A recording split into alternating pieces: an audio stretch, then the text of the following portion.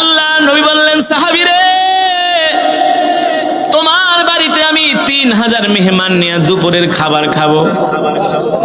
সাহাবী কয়, আমি তো ওনার জমিনে নাই, 3000 মানুষকে আমি একটা বকরি দিয়া কিভাবে খাওয়াবো? 1 কেজি আটার রুটি আমি কিভাবে খাওয়াবো? ঠিক কিনা বলেন? বলতে পারেন, হুজুর বিশ্বাস করি না, কিভাবে এমনটা হয়? আমার নবী হলেন বরকতের নবী। আল্লাহু আকবার। যেই শামের জন্য আল্লাহর নবী দোয়া করেছেন, যেই বিলাদুস শাম, যেই সিরিয়ার জন্য আল্লাহর নবী দোয়া করেছেন, নবীর বয়স মাত্র 12 বছর। কয় বছর?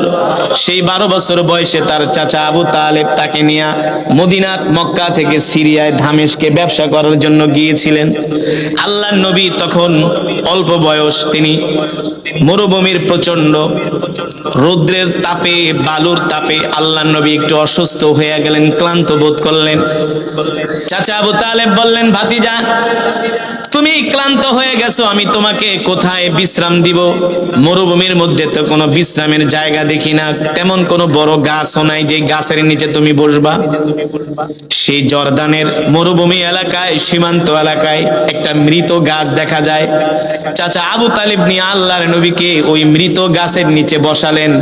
আল্লাহর নবী মৃত গাছের নিচে বসার সাথে সাথে মৃত গাছ জীবিত হয়ে গেছে। জোরে বলেন সুবহানাল্লাহ। কেন কেন? কারণ কি? আল্লাহ তাআলা বলছেন, ওয়ামা আরসালনাকা ইল্লা রাহমাতাল লিল আলামিন। আল্লাহু আকবার। সেই গাছ আজও পর্যন্ত নাই, আছে। সেই গাছকে বলা হয় সাহাবী গাছ। আল্লাহর নবী শুধু মৃত গাছের নিচে বসেছেন, সাথে সাথে গাছ জীবিত হয়ে গেছে। এই গাছ আল্লাহর নবীর নিদর্শন হিসাবে আল্লাহ তাআলা কিয়ামত পর্যন্ত জমিনে এই গাছকে বাঁচায়া রাখবেন। ঠিক কিনা বলেন? মানুষ দেখবে এই গাছের নিচে নবী বসছিল। নবী রাহমাতুল লিল আলামিনের বরকতে শরীর লাগার কারণে মৃত গাছও জীবিত হয়ে গেছে। এবার জাবের রাদিয়াল্লাহু তাআলা আনহু দৌড়ে বাড়িতে গেছে, যে বলে, স্ত্রী আমাকে তুমি দোষারোপ করো না। কারণ স্ত্রী যদি আবার মনে করে স্বামী 3000 দাওয়াত দিয়েছে, তাইলে তো স্ত্রী বর্ষনা করবে, তাকে বকাবাদ্য করবে না, যে তুমি এত মানুষ দাওয়াত দিচ্ছ, খাসি একটা, তোমার মাথায় সমস্যা আছে নাকি? কয় তুমি আমাকে কিছু বলো না। কয় কি হয়েছে? বলে আমাকে দোষারোপ করো না। তুমি আটার রুটি 1 কেজি আর খাসি হলো একটা। আমি আল্লাহর নবীকে দাওয়াত দিছি। আল্লাহ নবী কি করছে জানোনি? যুদ্ধের ময়দানে যত মুজাহিদ ছিল, আল্লাহর নবী সবাইকে দাওয়াত দিয়ে দিছে। বলেন সুবহানাল্লাহ। স্ত্রী বলতেছে, প্রাণের স্বামী গো, চিন্তা করবেন না, ভয় করবেন না, শঙ্কিত হবেন না, আতঙ্কিত হবেন না। যদি আল্লাহর নবী তার বরকতি জবান দিয়া দাওয়াত দিয়া থাকে, আমার বিশ্বাস আসমানের মালিক তার হাবিবকে লজ্জিত করবে না। এবার যোহরের নামাজ পড়ে আল্লাহ নবী 3000 সাহাবী সহ জাবের রাদিয়াল্লাহু তাআলা আনহুর বাড়িতে দাওয়াত খেতে যাচ্ছেন। আশেপাশের ইহুদি আছে না, ইহুদি হারামজাদা আছে না, এগুলা আগের থেকেও শয়তানি, এখনো শয়তানি বন্ধ হয় নাই, তবে হবে। চূড়ান্ত মায়ের ওদের কপালে আসতেছি। আমরাও জিহাদের জন্য প্রস্তুত হচ্ছি না, প্রস্তুত। ঠিক কিনা বলেন? এই ইহুদিরা, খ্রিস্টানরা, কাফের মুশরিকরা বলে, জাবের মাথা নষ্ট হয়ে গেছে, নিজে খাইতে পাও না, 3000 মানুষ কিভাবে খাওয়াইবা? দেখি তোমার নবীর কেমন পাওয়ার।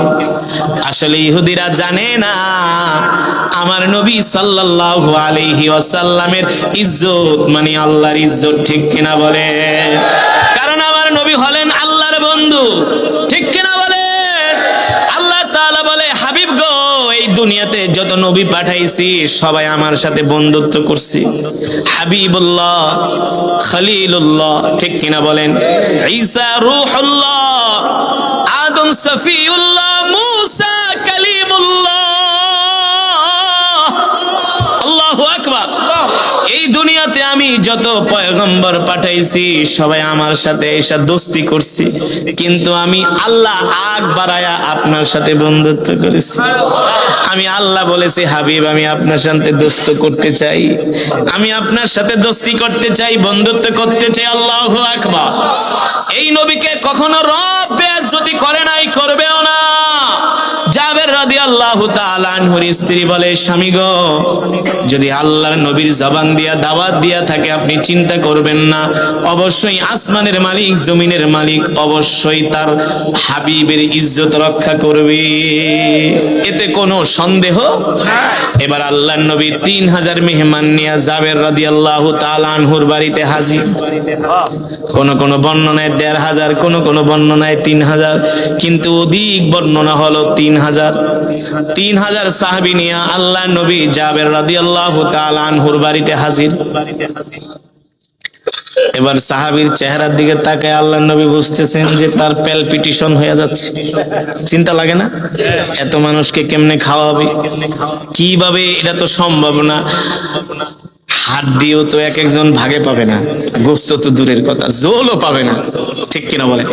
আল্লাহর নবী ডাক দিছে, তাআলাও ইয়া জাবের, এদিকে আসো। কি চিন্তা করতেছো? জাবের রাদিয়াল্লাহু তাআলা আনহু মুস্কি হাসি দিয়া বলে, না গো আল্লাহর নবী, চিন্তা করি না, আপনি আছেন, আমার রব আছে। তার কি কোনো চিন্তা আছে নাকি? জোরে বলেন, হাসবুনাল্লাহু ওয়া নি'মাল ওয়াকিল, নি'মাল মাওলা ওয়া নি'মান নাসির।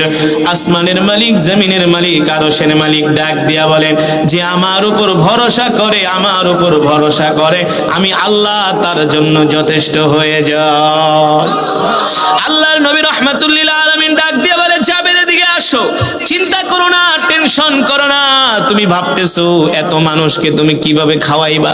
খাওয়াবা তুমি না, খাওয়াবেন কি? আল্লাহ। জোরে বলেন, যাও গোস্তের পাত্রটা নিয়ে আসো, রুটির পাত্রটা নিয়ে আসো। এবার জাবের রাদিয়াল্লাহু তাআলা আনহু আল্লাহর নবীর সামনে গোস্তের পাত্র আর রুটির পাত্র হাজির করলেন। আল্লাহর নবী বিসমিল্লাহ বইলা পাত্রের উপরে হাত দিলেন। হাত দিয়া বলল, যাও তুমি তোমার স্ত্রীকে বলবা যারা এই গোস্তগুলো বেড়ে দিবে, রুটিগুলো বেড়ে দিবে, তারা যাতে ঢাকনা না উঠায়। পুরোপুরি ঢাকনা উঠাবে না, অর্ধেক উঠাবে আর শুধু বাড়তে থাকবে। জোরে কোন আল্লাহু আকবার, আরে জোরে বলি আল্লাহু আকবার। এইভাবে করে অর্ধেক ঢাকনা উঠায় আর গোস্ত বাড়তেছে, রুটি বাড়তেছে, খাচ্ছে খাচ্ছে জোহর থেকে আসর পর্যন্ত। খেতে খেতে সবার খাওয়া শেষ। সুবহানাল্লাহ। আশেপাশের ইহুদি গুলো, মুশরিক গুলো তাকায় তাকায় দেখতেছি, কিরে এমন ঘটনা তো জীবনেও শুনি নাই। তোরা শুনবো থেকে? তোরা তো মুদ খাওয়াইন না জাত, তোরা তো গরুর মুদ খাওয়াইন না জাত, আর আমরা হলাম দুধ খাওয়া জাত, ঠিক কিনা বলেন? তোরা খাস গরুর মুদ, আমরা খাই গরুর দুধ, তোরা কোথা থেকে শুনবি?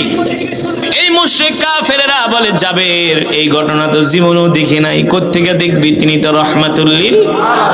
এবার 3000 মানুষের যখন খাবার শেষ হয়ে গেল, আল্লাহ নবী ডাক দেয়া বলল, জাবের কি অবস্থা? কয় নবীজি গোস্ত টানতেছে, শুধু বের হইতেছে, শেষ হয় না। আল্লাহ নবী বলে, আমিও এখন পর্যন্ত খাই না, এবার আমাকে দাও। দেখেন কেমন দয়ার নবী, মায়ার নবী। আল্লাহ কোরআনুল কারীমে সে কথাই বলছেন, লাকাদ জাআকুম রাসূলুম মিন আনফুসিকুম আজিজুন আলাইহি মা আনিতুম হারিসুন আলাইকুম বিল মুমিনিনা রাউফুর রহিম। আল্লাহু আকবার। ফাইন তাওয়াল্লাউ ফাকুল হাসবিয়াল্লাহু লা ইলাহা ইল্লাহু আলাইহি তাওয়াক্কালতু ওয়া হুয়া রাব্বুল আরশিল আযীম। আল্লাহু আকবার। আল্লাহ রাব্বুল আলামিন ডাক দিয়া বলেন, নবী দুনিয়ার মানুষদেরকে বলে দেন, হে দুনিয়ার মানুষ, আমি আল্লাহ তোমাদের মধ্য থেকে তোমাদের জন্য এমন একজন নবী পাঠাইছি, যেই নবী কিনা তার জীবনের চেয়েও তোমাদেরকে ভালোবাসে। শুধু তার জীবনের চেয়ে না, তার পরিবারের চেয়েও তোমাদেরকে ভালোবাসে। আল্লাহু আকবার। শুধু তার পরিবারের চেয়ে না, তার সন্তানের চেয়েও তোমাদেরকে ভালোবাসে। আল্লাহু আকবার। দেখেন নবী আগে না খাওয়ায়া সাহাবীদেরকে ঠিক কিনা বলে? নবীজি আগে খায় নাই, আগে সাহাবীদেরকে খাওয়াইছে। এবার খাওয়ানোর পরে বলে, এ সাহাবী জাবের, এবার আমার জন্য খাবার নিয়ে আসো। এবার সাহাবী জাবের রাদিয়াল্লাহু তাআলা আনহু আল্লাহর নবীর জন্য খাবার আনলেন। আল্লাহর নবী পরিতৃপ্ত হয়ে খেলেন। আল্লাহর নবী খাওয়ার পরে বললেন, জাবের তোমরা তো খাও নাই। বলে, না খাই নাই। তুমিও খাবা, তোমার স্ত্রী, তোমার সন্তানরাও খাবে। আর জোরে বলেন সুবহানাল্লাহ। এবার জাবের রাদিয়াল্লাহু তাআলা আনহু নিজে খেলেন, তার স্ত্রীকেও খাওয়াইলেন। খাওয়ানোর পরে আল্লাহর নবী ডাক দিয়া বলে, জাবের যাও, এবার বিসমিল্লাহ বলে গোশতের ঢাকনাটা উঠাও, রুটির ঢাকনাটা উঠাও। কি অবস্থা! আল্লাহর নবী যেভাবে বলেছেন, জাবের রাদিয়াল্লাহু তাআলা আনহু ঠিক সেভাবে গোশতের ঢাকনাটা উঠালো, রুটির ঢাকনাটা উঠালো। এবার আল্লাহর নবীর সামনে আসলেন। আল্লাহর নবী জিজ্ঞেস করেন, এ জাবের কি অবস্থা গোশতের, কি অবস্থা রুটির? জাবের রাদিয়াল্লাহু তাআলা আনহু বললেন, ফিদাকা আবি ওয়া উম্মি ইয়া রাসূলুল্লাহ, ওগো নবীজি আপনার জন্য আমার মা বাবা কুরবান হয়ে যাক, আপনার জন্য আমি কুরবান হয়ে যাই। আপনি রহমতের নবী, আপনি বরকতের নবী। আল্লাহর কসম কইরা বলি, যেমন গোশত তেমন আছে, যেমন রুটি তেমন আছে, এক ফোঁটাও কমে না। জোরে বলেন আল্লাহু আকবার। সেই নবীর উম্মত আমরা খুশি নাকি বেজার? আর জোরে বলি আল্লাহু আকবার। ও মুসলমান, আমরা এমন এক নবীর উম্মত, আমরা আল্লাহ ছাড়া কাউকে ভয় পাই না। ঠিক কিনা বলেন? শুধু এখানেই নবীর বরকত শেষ না রে মুসলমান, এখানেই শেষ না। আল্লাহর নবী যখন মসজিদে নববীতে কোরআনের বয়ান করতেন, আল্লাহর নবী যখন মক্কা থেকে হিজরত